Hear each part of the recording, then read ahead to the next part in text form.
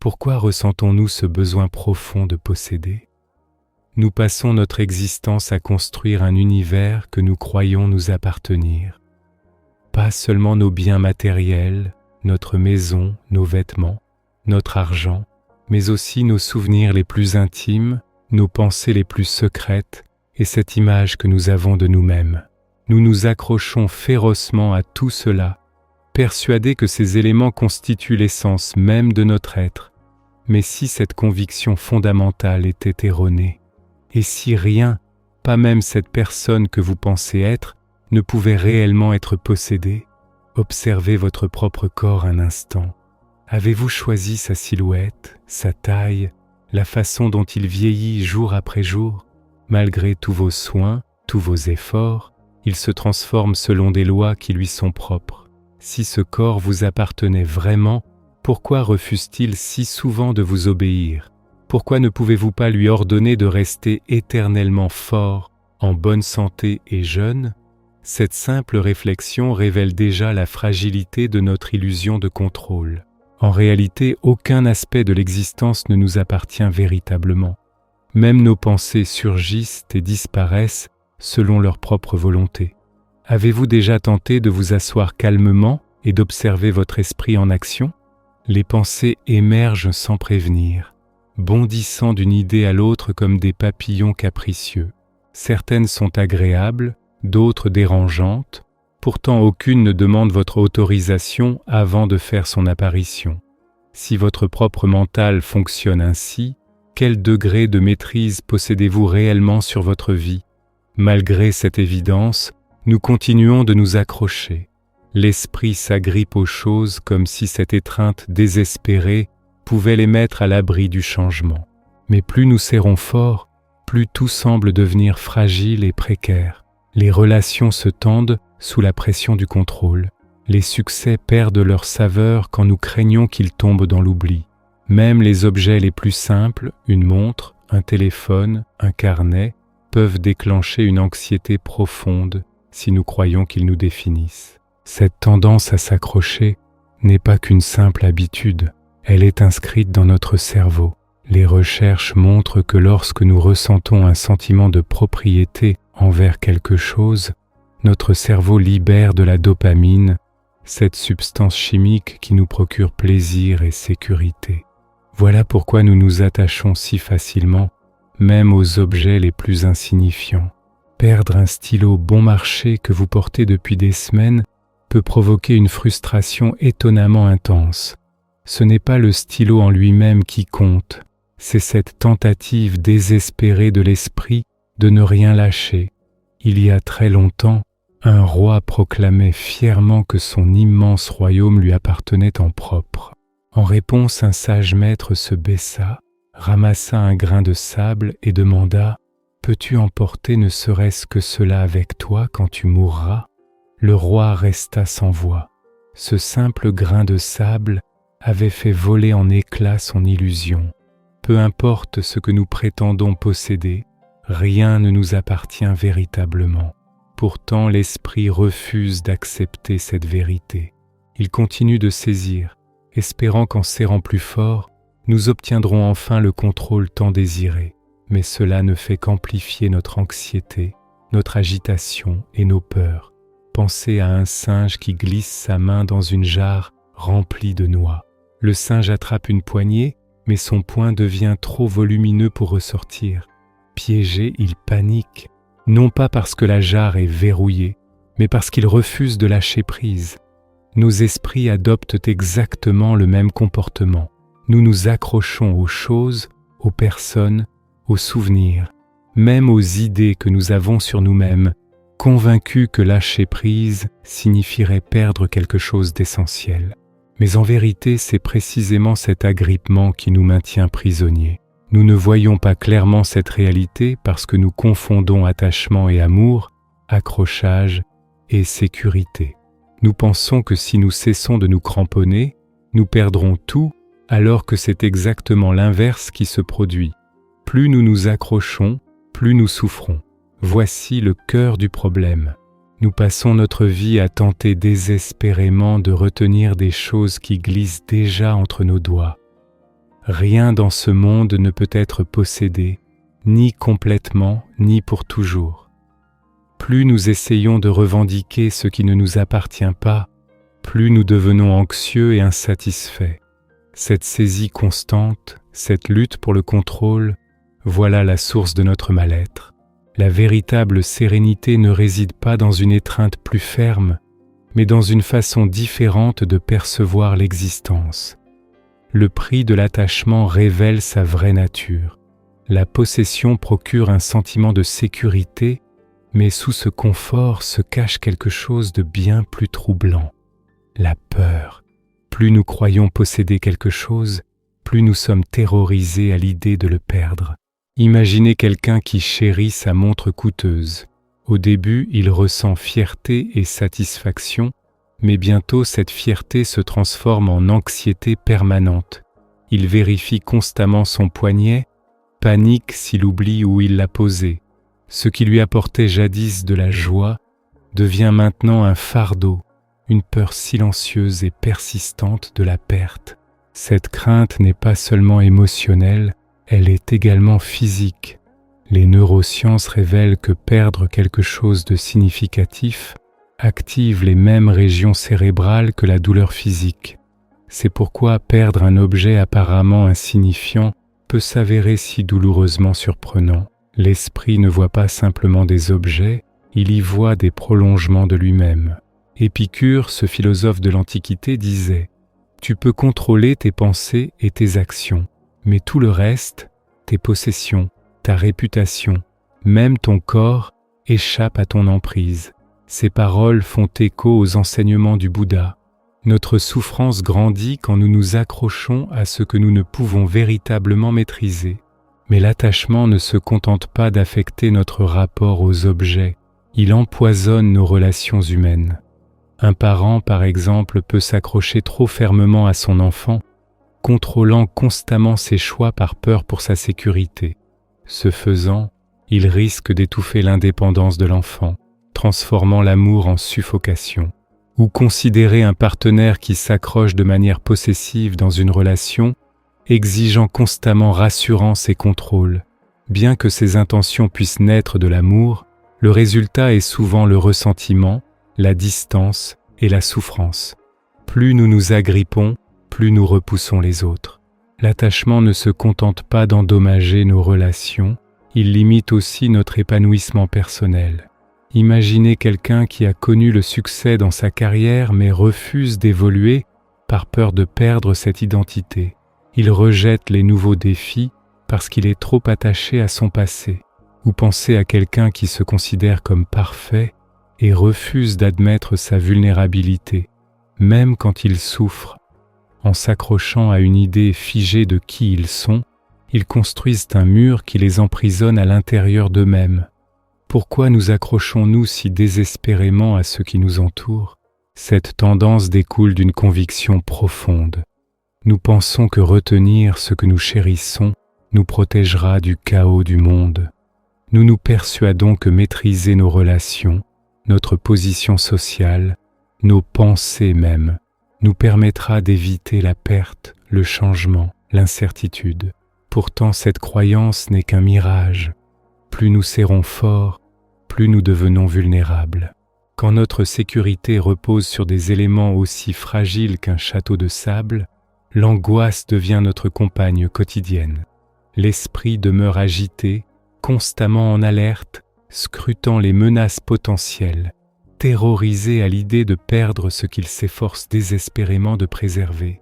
Porter cette peur ressemble à tenir un sac de plomb pendant des heures.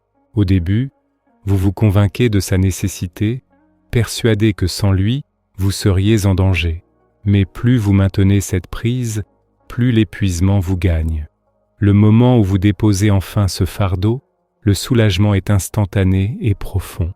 Voilà ce que représente l'art de lâcher prise, non pas une perte, mais une libération authentique. Le Bouddha n'a jamais prêché le rejet du monde ou l'évitement des liens significatifs. Il nous a plutôt enseigné que la paix naît de l'assouplissement de notre emprise, de la capacité à aimer profondément sans chercher à posséder ou contrôler. Lâcher prise signifie ouvrir nos mains, relâcher cette tension constante et découvrir une liberté d'un genre différent. Nous n'avons pas besoin de nous cramponner à l'existence pour l'aimer. D'ailleurs, moins nous tentons de tout posséder, plus nous pouvons embrasser pleinement ce qui se trouve devant nous, les mains ouvertes et le cœur disponible. Que se produit-il lorsque nous cessons de nous accrocher? Imaginez-vous marchant dans une forêt touffue, portant un sac à dos rempli de pierres. Chaque pierre symbolise quelque chose à laquelle vous vous agrippez fermement. Vos biens matériels, vos accomplissements, vos relations affectives, votre conception même de qui vous êtes. Initially, le poids semble supportable. Mais à mesure que le sentier devient plus escarpé, chaque pas exige davantage d'efforts. Vos épaules vous font souffrir, votre respiration se fait laborieuse, et le monde autour de vous paraît distant et terne. Finalement, épuisé, vous vous arrêtez et déposez ce fardeau. L'instant où vous lâchez prise, votre corps retrouve sa légèreté naturelle. Et pour la première fois depuis des heures, vous percevez la brise fraîche, le parfum des arbres, la chaleur réconfortante du soleil sur votre peau. Le problème n'était pas seulement ces pierres, mais la croyance que vous deviez absolument les porter. L'enseignement bouddhiste révèle que l'attachement nous accable de façon similaire. Nous nous accrochons aux possessions matérielles, au statut social, aux relations humaines et même à notre propre identité, croyant que ces éléments définissent notre essence. Cependant, plus notre prise se resserre, plus nous souffrons. Lâcher prise ne signifie pas abandonner ce que nous aimons, mais apprendre à porter les choses légèrement, sans crainte. Le philosophe Jean-Paul Sartre avait remarqué avec quelle facilité nous construisons notre identité autour de nos possessions. Nous agissons comme si nos affaires faisaient partie intégrante de notre être, mais cela crée un sentiment de soi fragile, comme du cristal. Quand nous perdons nos biens, nous avons l'impression d'avoir perdu une partie de nous-mêmes. Cette perte de ce que nous considérons comme nôtre nous donne l'impression d'être amputés d'une parcelle de notre identité. Le Bouddha proposait une alternative puissante. Comprendre qu'aucune possession, aucun accomplissement, aucune conception figée du moi ne peut véritablement définir notre essence. C'est le cœur du concept de non-soi, la compréhension que notre identité n'est pas quelque chose que nous pouvons posséder ou protéger comme un trésor dans un coffre-fort. Considérez l'histoire de ce marchand prospère qui rendit visite au Bouddha. Cet homme était rongé par l'anxiété, craignant sans cesse que des voleurs ne dérobent ses richesses. « Je ne peux plus dormir », avoua-t-il. « Je ne peux même plus jouir de ce que je possède, car j'ai constamment peur de tout perdre. » Le Bouddha répondit simplement « Alors donne ce que tu ne peux conserver. » Le marchand comprit mal, pensant que le Bouddha lui demandait de distribuer sa fortune. Mais l'enseignement était bien plus profond. Il s'agissait de libérer le fardeau mental, cette croyance que ces objets définissent votre identité. Que le marchand se dessaisisse ou non de sa richesse était secondaire. La véritable clé résidait dans le relâchement de son attachement à l'idée que ces trésors faisaient partie de lui-même. Lâcher prise ne signifie nullement renoncer à la vie ou devenir indifférent. En réalité, cela approfondit souvent nos connexions. Un parent qui s'accroche étroitement à son enfant, exigeant obéissance et contrôle, étouffe la relation. Mais un parent qui aime sans chercher à posséder, accorde à son enfant l'espace nécessaire pour grandir. Et dans cette liberté, un lien plus profond se forme naturellement. Le même principe s'applique aux amitiés, aux carrières, et même à notre perception de nous-mêmes. L'amour s'épanouit quand il n'est pas alourdi par la peur. La croissance personnelle survient quand nous cessons de défendre une image figée de qui nous sommes. Même nos luttes mentales proviennent souvent de l'attachement. L'anxiété se nourrit de nos attachements.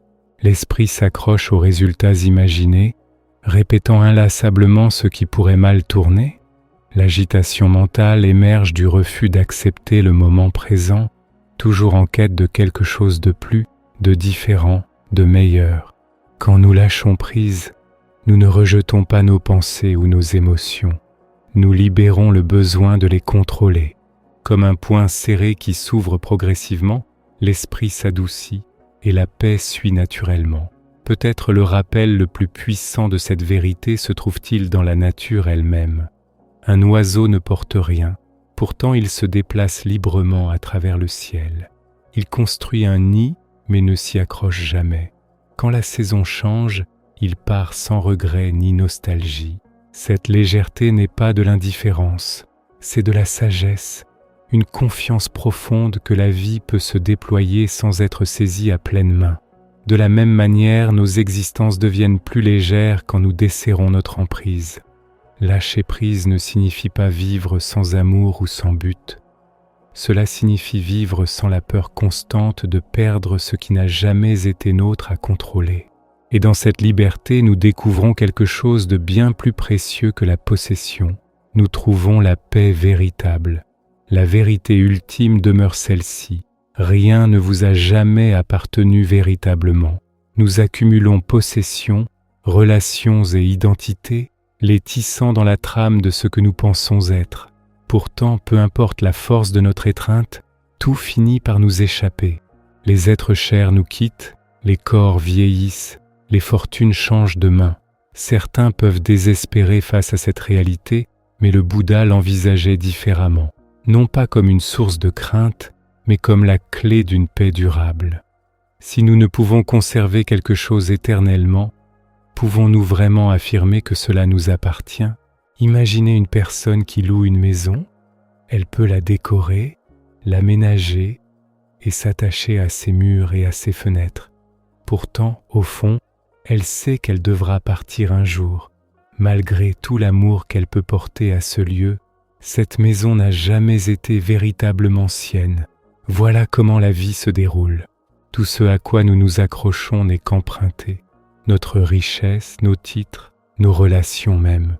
Le Bouddha, dans le Dhammapada, déclarait « Quand on voit avec sagesse que toutes les choses conditionnées sont impermanentes, on se détourne de la souffrance.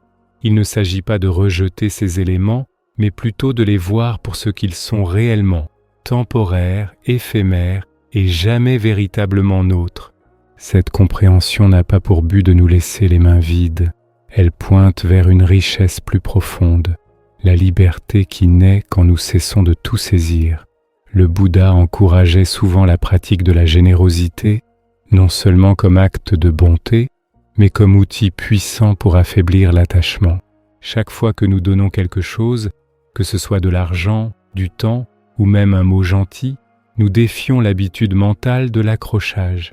La générosité ne signifie pas que nous devons tout abandonner. Elle nous enseigne à tenir les choses légèrement, d'une main ouverte plutôt que d'un poing fermé. Mais lâcher prise ne concerne pas seulement les possessions physiques, il s'agit de libérer la croyance que nos pensées, nos émotions et notre identité nous définissent. Les phrases « je suis comme ça » ou « les choses doivent être ainsi » forment les barreaux d'une cage que nous construisons nous-mêmes. Le Bouddha enseignait que cette image de soi n'est qu'une autre illusion de possession, une structure mentale que nous édifions pour nous sentir en sécurité. Avez-vous déjà réfléchi à la façon dont votre perception de vous-même a évolué au fil des années ? Les pensées que vous aviez il y a 5 ans ne sont pas les mêmes que celles d'aujourd'hui. La personne que vous croyez être dans l'enfance n'est pas celle que vous êtes maintenant. Cette prise de conscience peut être à la fois troublante et libératrice. Pour pratiquer cela directement, le Bouddha recommandait de contempler l'impermanence. Il ne s'agit pas de ruminer sur la perte, mais d'observer le changement au fur et à mesure qu'il se produit. Regardez votre respiration. Chaque inspiration monte et redescend. Observez une pensée. Elle apparaît, demeure brièvement, puis disparaît dans le néant. Même les émotions, quelle que soit leur intensité, finissent par passer comme des nuages dans le ciel. En observant ce mouvement constant, nous commençons à réaliser que rien, pas même ce moi auquel nous tenons tant, n'est véritablement solide ou permanent. Plus nous voyons cela clairement, moins nous nous accrochons et plus nous nous ouvrons à la fluidité de l'existence. Pour ceux qui souhaitent tester cela directement, voici une pratique simple qui mérite d'être essayée. Pendant une journée entière, répétez silencieusement cette phrase « Ceci ne m'appartient pas ». Quand vous prenez votre téléphone, rappelez-vous « Ceci ne m'appartient pas ». Quand vous parlez à un être cher, dites doucement dans votre esprit « Ceci ne m'appartient pas ». Quand vous sentez la colère, la joie ou la peur surgir, observez et chuchotez à nouveau « Ceci ne m'appartient pas ». Ce n'est pas un exercice de détachement froid ou d'indifférence. C'est une façon de desserrer l'emprise de l'esprit, un rappel doux que tout ce que nous expérimentons traverse nos mains comme de l'eau claire. Au début, cette pratique peut sembler inconfortable, voire déstabilisante, mais si vous persistez avec patience, quelque chose de remarquable se produit. Un sentiment de légèreté commence à émerger, la peur s'adoucit, l'anxiété se relâche et l'esprit découvre un espace de calme qu'il ne savait pas possible. Le Bouddha n'a jamais prétendu que cette liberté pouvait être trouvée du jour au lendemain. Elle exige patience et effort constant, mais chaque moment de conscience, chaque fois que nous nous rappelons que rien ne nous appartient véritablement, constitue un pas vers la paix intérieure. En fin de compte, cette vérité n'est pas une perte, mais un cadeau précieux. Rien ne nous a jamais véritablement appartenu, ni notre richesse, ni nos relations, ni même notre corps. Et quand nous cessons de nous accrocher, nous découvrons quelque chose de bien plus grand, une liberté que personne ne peut nous enlever. Lâcher prise ne consiste pas à abandonner, c'est enfin voir les choses telles qu'elles sont vraiment, dans leur beauté éphémère et leur vérité profonde. Avez-vous déjà observé ces pensées qui surgissent dans votre esprit sans prévenir, comme des visiteurs inattendus? Un instant vous êtes concentré sur une tâche, et l'instant d'après votre mental vagabonde vers les courses à faire, ressasse une conversation d'hier, ou s'inquiète d'événements hypothétiques. D'où proviennent réellement ces pensées spontanées, et surtout qui est véritablement aux commandes de cette activité mentale incessante? Cette expérience nous est tous familière. Vous pourriez être en train de plier du linge, de conduire votre voiture, ou simplement contempler le paysage par la fenêtre, quand soudain une pensée émerge de nulle part. Vous ne l'avez pas convoquée consciemment, elle s'est manifestée d'elle-même. Loin d'être un dysfonctionnement, c'est le mode de fonctionnement naturel d'un esprit non entraîné. Le bouddhisme nous éclaire sur ce phénomène grâce au concept de production conditionnée ou pratityasamutpada. Cet enseignement fondamental nous révèle que tout phénomène naît de causes et de circonstances précises. Chaque pensée possède son déclencheur, même si nous n'en avons pas conscience. Il peut s'agir d'une sensation corporelle, d'une émotion, d'un souvenir ou d'un réseau complexe d'événements interconnectés. Un élément en entraîne un autre dans une chaîne sans fin. Voulez-vous expérimenter cela directement? Voici un petit défi. Durant les 15 prochaines secondes, tentez de prédire précisément votre pensée suivante. Fermez les yeux et essayez. Y êtes-vous parvenu? Probablement pas. Le simple fait de vouloir prédire votre pensée a modifié les conditions mêmes qui l'auraient fait naître. Cette expérience simple illustre un principe bouddhique essentiel, l'absence d'un soi permanent et contrôlant, ce qu'on appelle anatta. Lorsque le Bouddha méditait sous l'arbre de la Bodhi, il observa minutieusement le fonctionnement de son propre mental. Les textes du Majjhima Nikāya décrivent ces découvertes profondes sur la nature de la conscience. Il perçut les pensées surgir et disparaître comme des ondulations à la surface d'un lac, sans aucun penseur permanent tirant les ficelles en arrière-plan. Nous connaissons tous cette petite voix intérieure, ce bavardage mental constant. Les bouddhistes la nomment l'esprit singe, agité, bondissant sans cesse d'un sujet à l'autre. Réfléchissez au type de pensée qui peuple votre journée. Organisez le repas du soir, vérifiez mentalement si vous avez fermé la porte, portez des jugements, imaginez des scénarios d'échecs futurs. Prendre conscience de ces schémas répétitifs constitue déjà un pas considérable. Ce flot ininterrompu de pensée peut sembler accablant, mais il révèle quelque chose d'essentiel sur notre fonctionnement mental. Il crée l'illusion qu'il existe un moi solide au centre de tout cela, orchestrant cette activité. Nous nous identifions par erreur au processus de pensée et croyons qu'un « je » permanent en est l'auteur. Mais si ce « je » n'était qu'une pensée supplémentaire dans le courant, l'impermanence des pensées démontre qu'aucun soi fixe et immuable ne se cache derrière notre activité mentale. C'est comparable à un fleuve, toujours en mouvement, jamais identique d'un moment à l'autre. L'eau change constamment, les courants se modifient, exactement comme nos pensées. Une pensée en déclenche une autre, réaction en chaîne.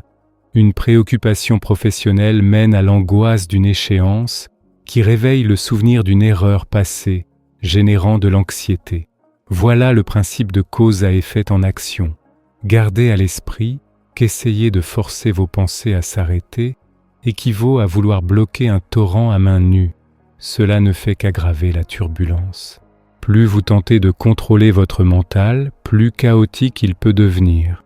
Et si, au lieu de lutter contre le courant, vous vous contentiez de l'observer, c'est là qu'intervient la pleine conscience, ou sati. Le Satipatthana Sutta, texte de référence sur la méditation de pleine conscience dans le bouddhisme, nous guide clairement pour cultiver cette attention non jugeante. Il s'agit de porter attention à chaque instant sans se laisser emporter. Quand vous observez simplement vos pensées sans les juger ni vous impliquer dans leurs histoires, quelque chose se transforme. Un petit espace se crée. Vous commencez à percevoir que vous n'êtes pas vos pensées, vous êtes la conscience qui les observe. Cette approche n'est pas qu'une idée philosophique. Les recherches contemporaines, notamment celle du docteur Jon Kabat-Zinn, fondateur de la réduction du stress, basée sur la pleine conscience, montrent que ces pratiques modifient réellement la structure cérébrale, diminuant le stress et améliorant la concentration. Elles créent physiquement plus de distance entre vous et vos schémas réactionnels habituels. Essayons maintenant, juste 15 secondes. Observez vos pensées sans chercher à les modifier. Regardez-les comme des nuages qui dérivent dans le ciel. Avez-vous remarqué quelque chose?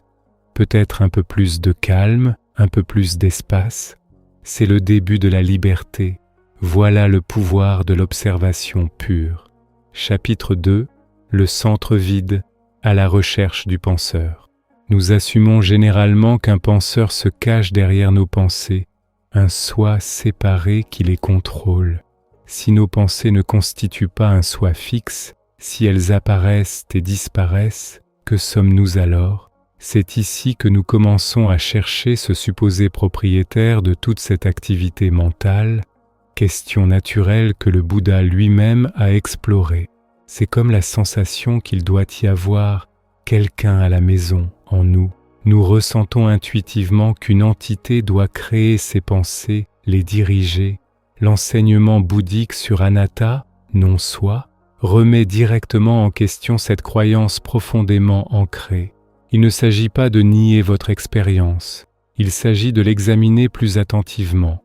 Tentez cette petite expérience. Interrompez votre lecture et, durant quelques instants, recherchez activement ce qui se trouve derrière vos pensées. Ne réfléchissez pas à la question, essayez de trouver concrètement cette entité. Que découvrez-vous réellement? Avez-vous trouvé quelque chose qui ressemblait à un penseur solide et permanent, ou peut-être tout autre chose? Cette recherche, cette quête d'un soi dirigeant la pensée, révèle souvent quelque chose de surprenant, l'absence de ce que nous attendions trouver. Plutôt qu'un concept abstrait, le Bouddha proposa une méthode pratique pour examiner notre expérience. Il décrivit l'expérience humaine comme composée de 5 agrégats: la forme physique, rupa, les sensations, vedana, les perceptions, samjna, les formations mentales, samskara, la conscience, vijnana. Tout ce que nous vivons peut être classé dans ces 5 catégories.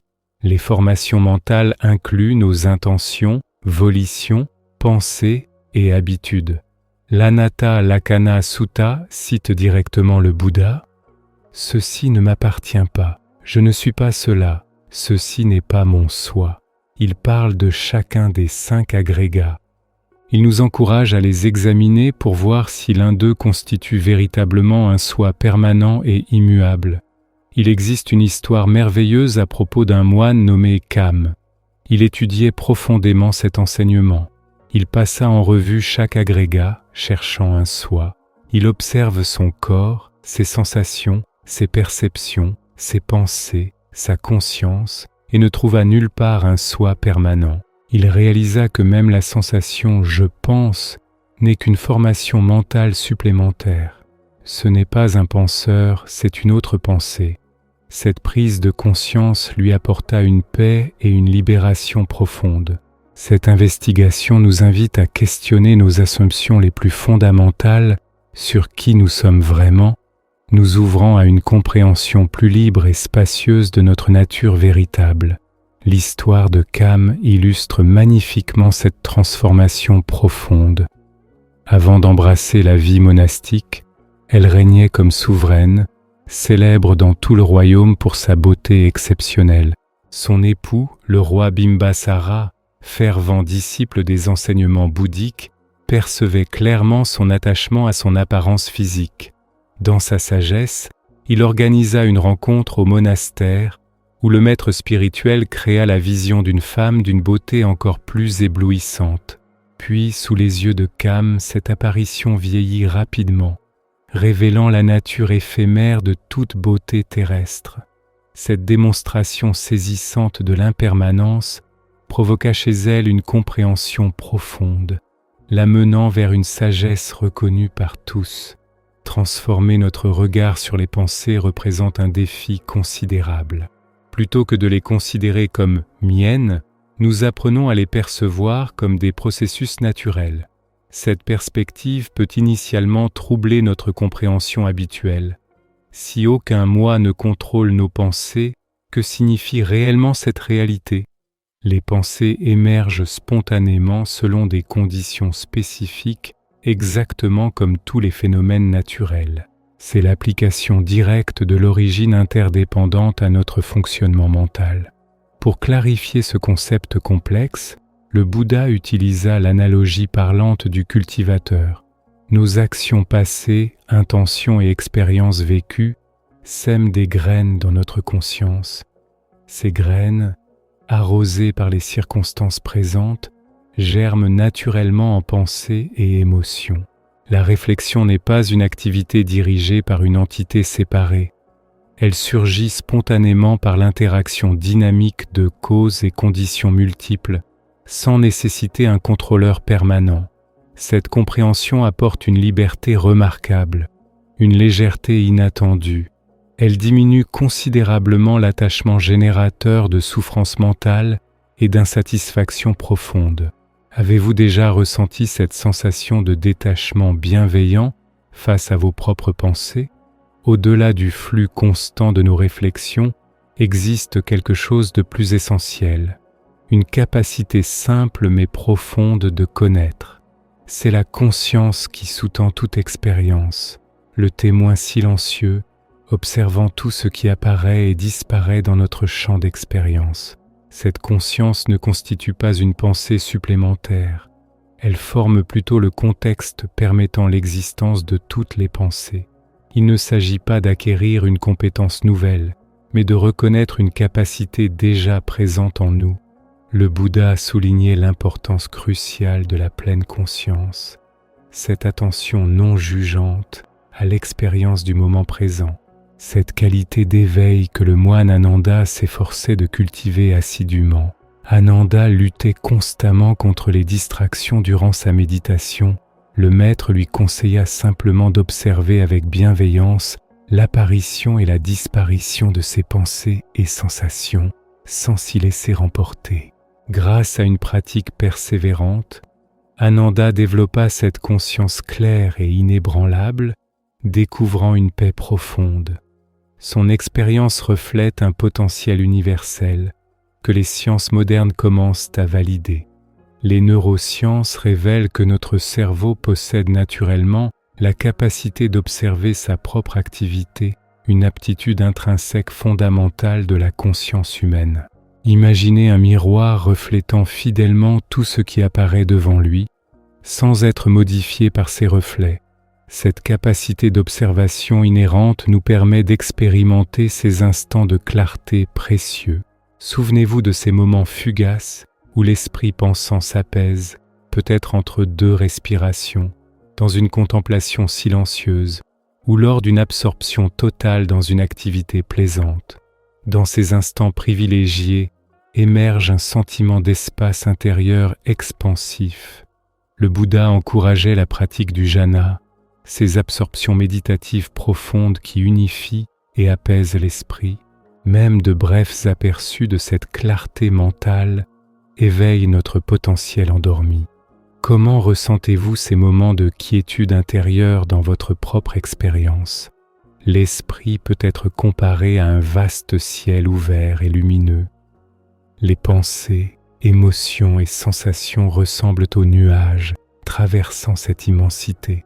Les nuages apparaissent et disparaissent naturellement, mais le ciel demeure inchangé, spacieux et clair.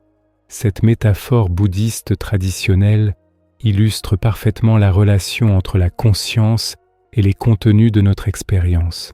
Reconnaître cet espace intérieur constitue la clé de notre libération des turbulences mentales. Cette spaciosité n'est pas vide de qualité, elle possède une nature distincte d'équanimité, une attention équilibrée qui ne se laisse pas captiver par l'attraction ou l'aversion. L'équanimité, l'une des 4 demeures divines enseignées comme voie de libération, transforme radicalement notre rapport à l'expérience. Cette sagesse ancestrale trouve aujourd'hui confirmation dans les recherches contemporaines. Les études démontrent que l'entraînement à l'équanimité modifie la réactivité cérébrale aux stimuli émotionnels, créant stabilité et espace intérieur. Cette conscience équilibrée, cette capacité d'être présent à ce qui survient sans se laisser emporter, constitue l'essence même de la paix intérieure authentique. Chapitre 4. Incarner cette compréhension dans le quotidien. Comment donc transposer cette sagesse sur le processus mental dans notre existence quotidienne?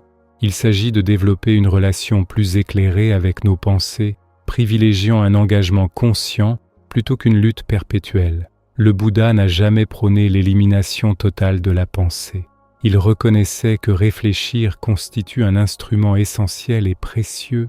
C'est ainsi que nous planifions, apprenons, créons et naviguons dans l'existence. L'art consiste à utiliser nos pensées avec sagesse sans en devenir les esclaves. Il nous a enseigné le concept de Yoniso Manasikara, l'attention sage, qui consiste à porter son attention de manière à favoriser la compréhension et la libération plutôt que la confusion et la souffrance. L'histoire d'Angulimala demeure extraordinairement révélatrice. Ce criminel notoire fut transformé par sa rencontre avec le Bouddha. Sa vie entière bascula lorsque sa relation avec ses pensées se modifia radicalement. Il apprit à percevoir les schémas destructeurs de son esprit et, guidé par les enseignements du Bouddha, cultiva la compassion et la sagesse. Il ne s'agissait pas d'effacer son passé, mais de choisir de réagir différemment à ses impulsions intérieures. Cette transformation illustre parfaitement comment nous pouvons appliquer cette approche dans notre quotidien. Avez-vous déjà observé ce qui se passe dans votre esprit lorsque vous affrontez un défi complexe, comme résoudre un problème mathématique difficile? Depuis une perspective bouddhiste, cette activité mentale représente simplement des formations mentales qui émergent selon certaines conditions. Vous avez l'intention de résoudre le problème, une volition, un sankhara, des souvenirs de problèmes similaires, des connaissances acquises et des idées nouvelles surgissent dans votre conscience. Ces formations mentales interagissent, se combinent et évoluent, toutes dans le champ de votre conscience. L'élément crucial lors de l'application de la pleine conscience est que vous ne vous identifiez pas à ces pensées. Dans ce processus, vous ne vous perdez pas dans la lutte. Au contraire, vous observez ces formations mentales naître et disparaître sans vous accrocher à un résultat particulier. Cela crée l'espace intérieur, cette clarté mentale nécessaire à l'émergence de l'insight. À quoi cela ressemble-t-il concrètement? Permettez-moi de détailler cette approche. Établissement de l'intention. Tout commence par une intention claire.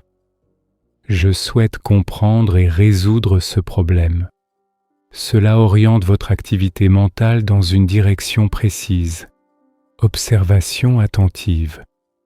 Pendant que vous travaillez, observez consciemment les pensées, les formules et les stratégies qui émergent. Vous remarquez la frustration, les impasses, les nouvelles idées qui surgissent. Création d'espace. Au lieu de forcer une solution, vous permettez à l'espace de se créer.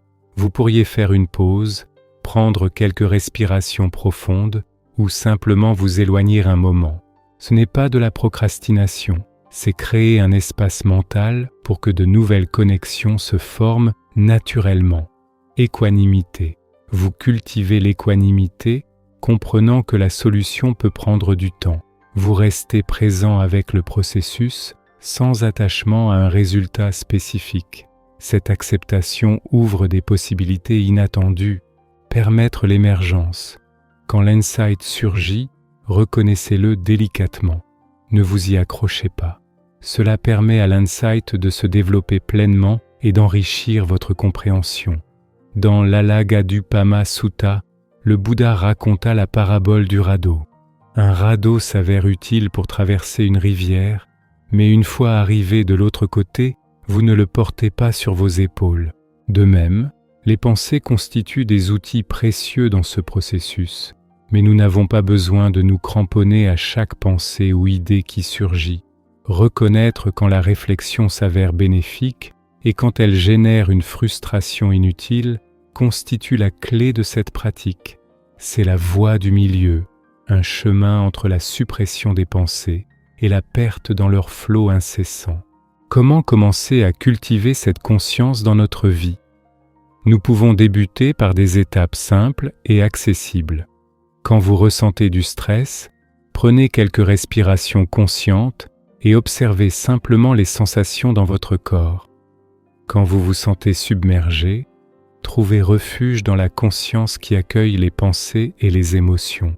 Au fil du temps, ces petits moments d'attention consciente créent des transformations profondes, nous permettant d'être pleinement présents à ce qui est. Ces pratiques ne demandent pas des heures de méditation formelle.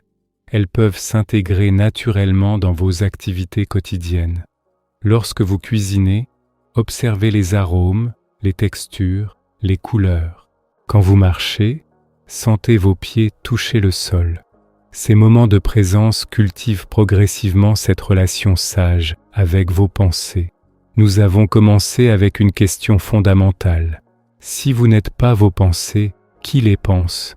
La réponse ultime transcende les mots. C'est une expérience directe qui dépasse les concepts. Le Kuttadanta Sutta décrit le noble silence du Bouddha face aux questions métaphysiques. L'objectif n'est pas de découvrir un nouveau soi, c'est de voir que la question elle-même se dissout lorsqu'elle est observée avec une conscience claire. Cette dissolution, cette compréhension directe, représente ultimement la plus grande liberté que nous puissions connaître.